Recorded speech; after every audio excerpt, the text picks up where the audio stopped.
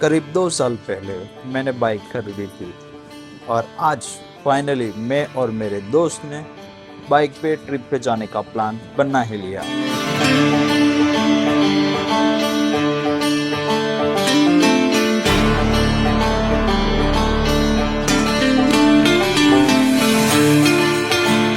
मेरा दोस्त सूरत से आ रहा था और मैं अहमदाबाद से, और हमारी मुलाकात हुई गैलोप्स फूड कोर्ट पर।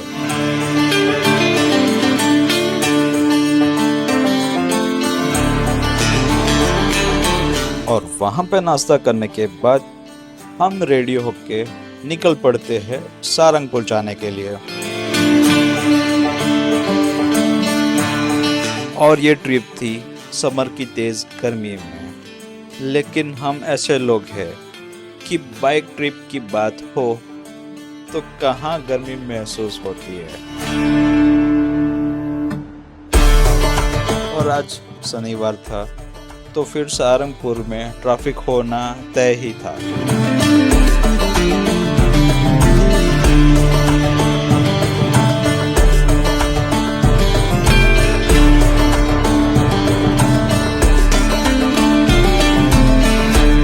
आखिरकार हम सारंगपुर मंदिर पहुंच ही गए। मंदिर का एरिया इतना बड़ा था कि अगर आप पैदल घूमते हो तो वहां ही थक जाते।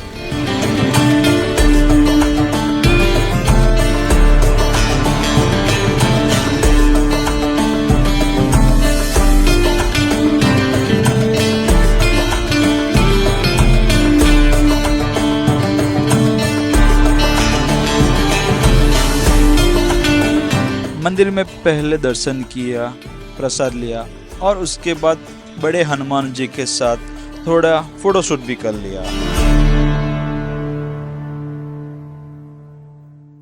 और फिर हम निकल पड़ते हैं दीव के लिए।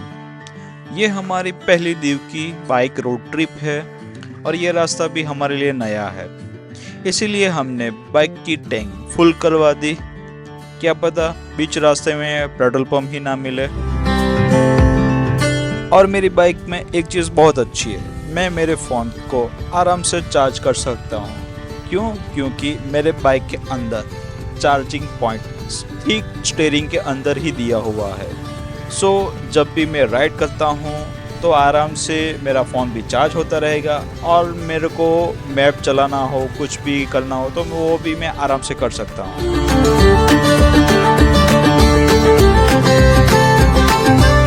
और यहाँ से दीव लगभग 215 किलोमीटर दूर है, तो मतलब करीब 5 से 6 घंटे का सफ़र है हमारा। और ये हमारी 3 दिन की ट्रिप होने वाली थी, तो इसलिए हमने ज़रूरी सामान ही हमारे साथ रखा है। रास्ते में हमें बहुत खूबसूरत नज़ारा देखने को मिला, खुली सड़क और सनसेट का वक्त, बस उससे बेहतरीन मोमेंट और क्या ही हो सकता है। फिर हमने थोड़ी देर के लिए फोटो शूट किया, वीडियो शूट किया और मोमेंट को एंजॉय किया। और हमारा फोटो शूट खत्म होने के बाद हम निकल पड़ते हैं अपनी ट्रिप की ओर।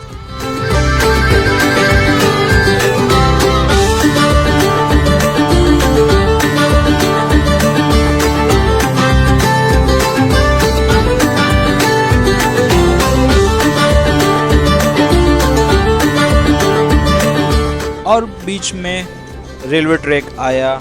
मैं देख रहा था कि एक ट्रेन इतने सारे कंटेनर लेके जा रही थी कि मुझे लगा कि कहीं अंग्रेज फिर से भारत का सामान लूट कर तो नहीं ले जा रहे हैं।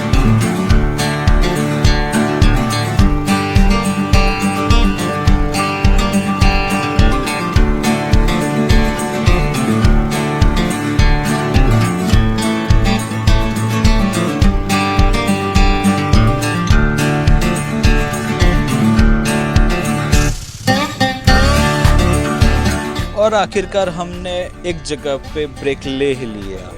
वहाँ पे दुकान वाले लड़के के साथ थोड़ी बातें की, भजिया और फाफड़ा खाया और साथ में चाय भी पी, और थोड़ा रेस्ट करने के बाद हम निकल पड़ते हैं हमारे मंजिल की ओर। लेकिन एक बड़ी सी प्रॉब्लम हो गई थी। मेरे बाइक की हेडलाइट बंद हो चुकी थी और हमारे पास 2 बाइक थी, लेकिन एक बाइक की लाइट चालू थी, तो हम एक लाइट के सहारे आगे बढ़ते गए और यहाँ से दीव का रास्ता करीब 90 किलोमीटर था।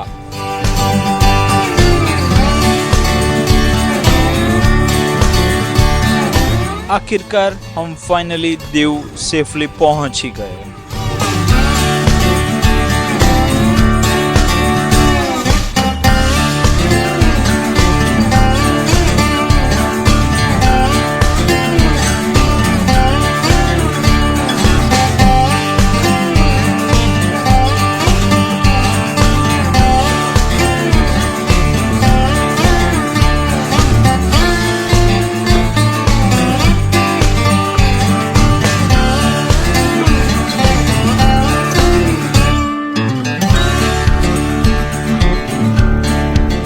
रात को आराम करने के बाद अगली सुबह तैयार होके हम निकल पड़ते हैं गुगला बीच की तरफ।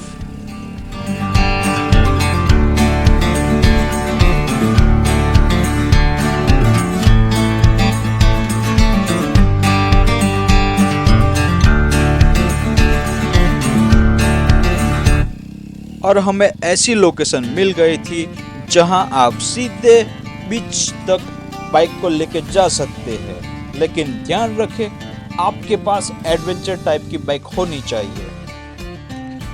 और मेरे दोस्त के पास एडवेंचर ही बाइक थी, तो मेरे भाई ने तो बाइक बीच पे उतार ही दी।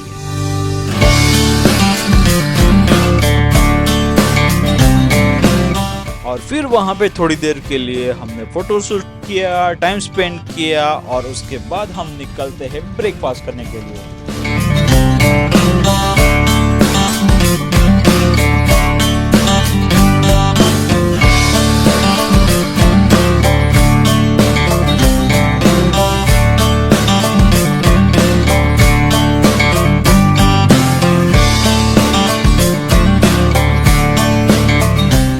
और सुबह के करीब 10 बज चुके थे और हमें इतनी गर्मी लग रही थी कि पूछो ही मत।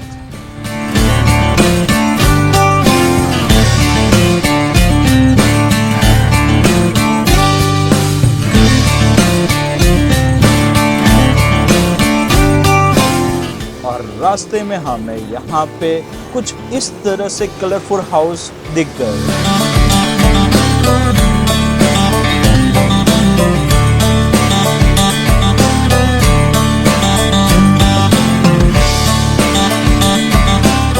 फिर हम एक रेस्टोरेंट में नाश्ता किया, थोड़ा रेस्ट किया, उसके बाद हम निकल पड़ते हैं INS खुकरी मेमोरियल देखने के लिए। वहाँ पे एंट्री के लिए करीब 100 रुपए की टिकट है। दोस्तों, अभी हम मौजूद हैं दीव के INS खुकरी मेमोरियल पे। यह जगह भारतीय नौसेनाओं के उन वीर जवानों की याद में बनाई गई है जिन्होंने 1971 के भारत पाकिस्तान युद्ध में देश के लिए अपना सर्वोच्च बलिदान दिया था।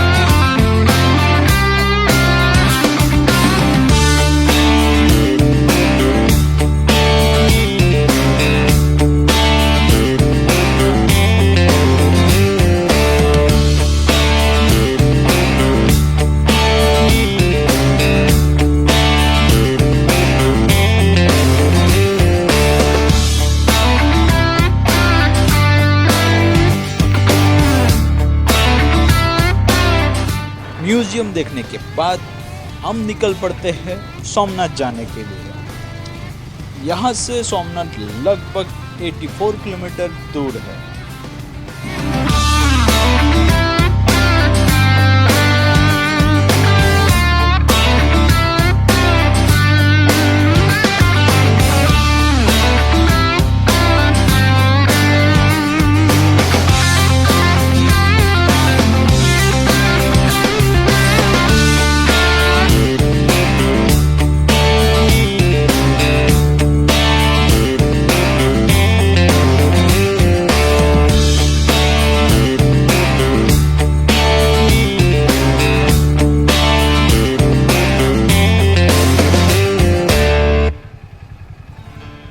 आज संडे है, इसीलिए यहाँ लोगों की भीड़ अच्छी खासी हो सकती है। जैसे ही हम गेट के अंदर एंटर करते हैं, हमें एक बहुत बड़ा पार्किंग एरिया देखने को मिला और सामने समुद्र दिखाई देता है।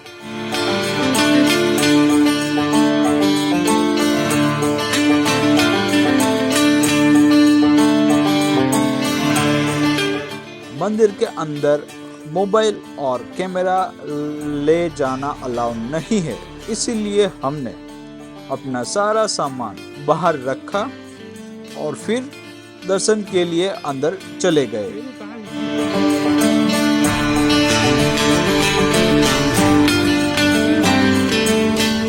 मंदिर के दर्शन करने के बाद हम निकलते हैं दीव के लिए, लेकिन दोपहर का टाइम हो गया था और हमें बहुत सारी भूख लगी थी, तो इसलिए हमने बीच में लंच भी कर लिया और फिर हमने हमारी राइड कंटिन्यू की।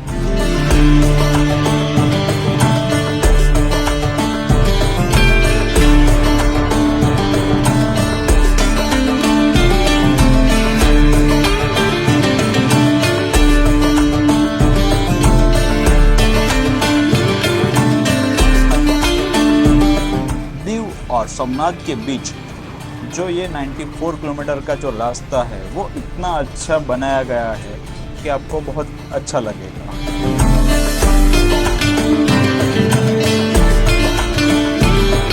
और रास्ते में आपको बहुत सारी पवन चक्कियाँ भी दिखने को मिलेगी।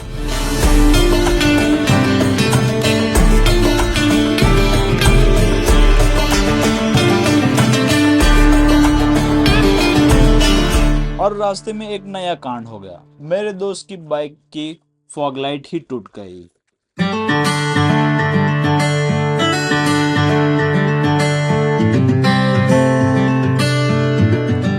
और फिर शाम होते होते हम वापस दीव पहुंच गए। शाम के वक्त दीव का नजारा कुछ अलग ही होता है।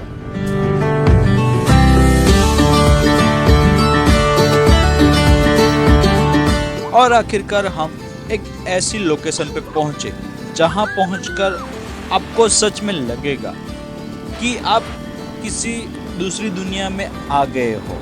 The sunset point view. शाम के करीब 5:30 बज रहे थे और आप खुद देख सकते हो कि यहाँ का नज़ारा कितना खूबसूरत है। रोड पे थोड़ी देर रुक के थोड़े फोटोज और वीडियोस शूट कर लिए।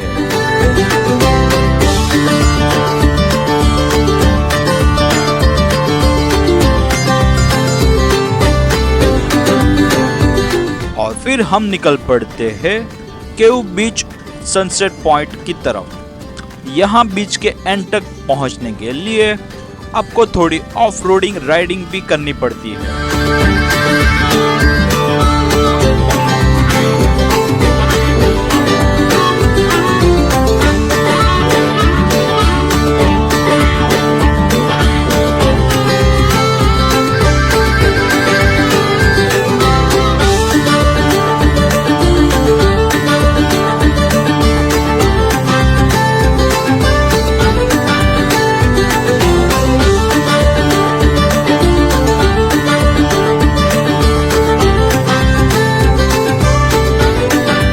और आखिरकार हम अपनी लोकेशन पे पहुंच गए।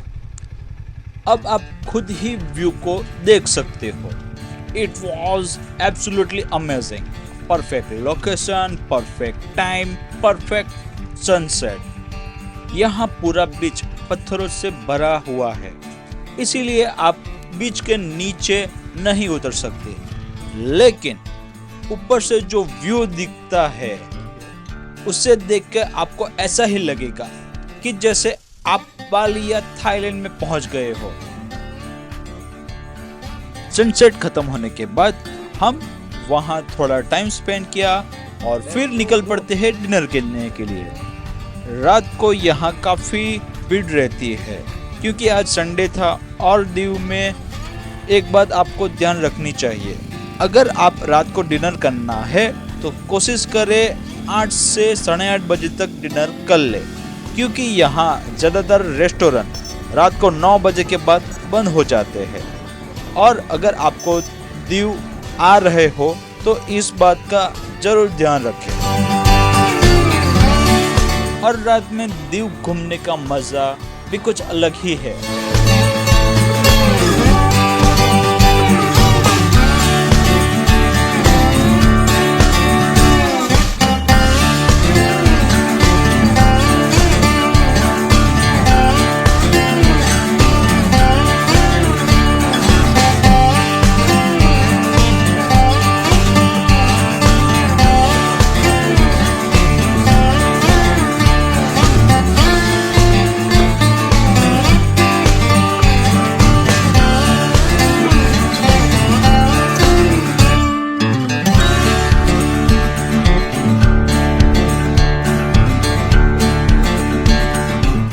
अगली सुबह 6 बजे हम घर के लिए निकल पड़े, क्योंकि मेरे दोस्त को सूरत तक जाना था, इसलिए हमें थोड़ा जल्दी निकलना था। और सुबह 6 बजे भी हमें रास्ते में एक बाजार दिखाई दिया। यहाँ पे काफी लोग थे।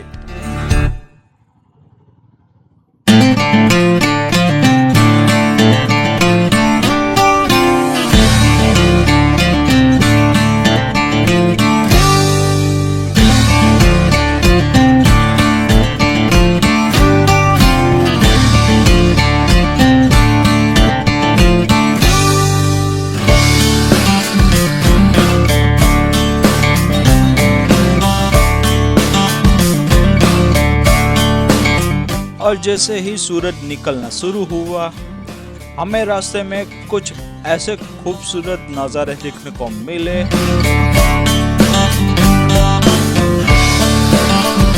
फिर हमने ब्रेकफास्ट करने के बाद हमारे राइड फिर से कंटिन्यू की।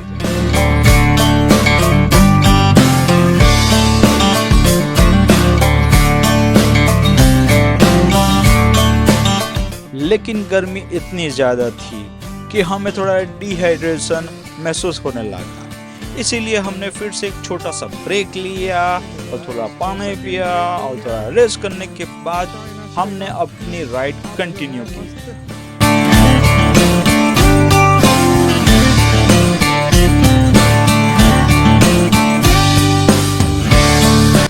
और आखिर में मेरे दोस्त का रास्ता अलग हो गया, तो यही हमने एक दूसरे को बाय कहा और अपने अपने रास्ते निकल पड़े।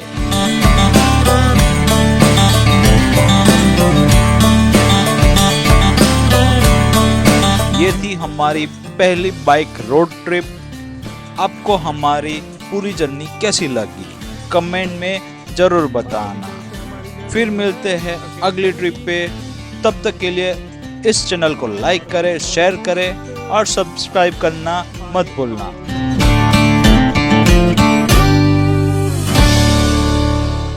Thank you so much for the watching. मिलते हैं अगली राइड पे। तब तक के लिए राइड सेफ।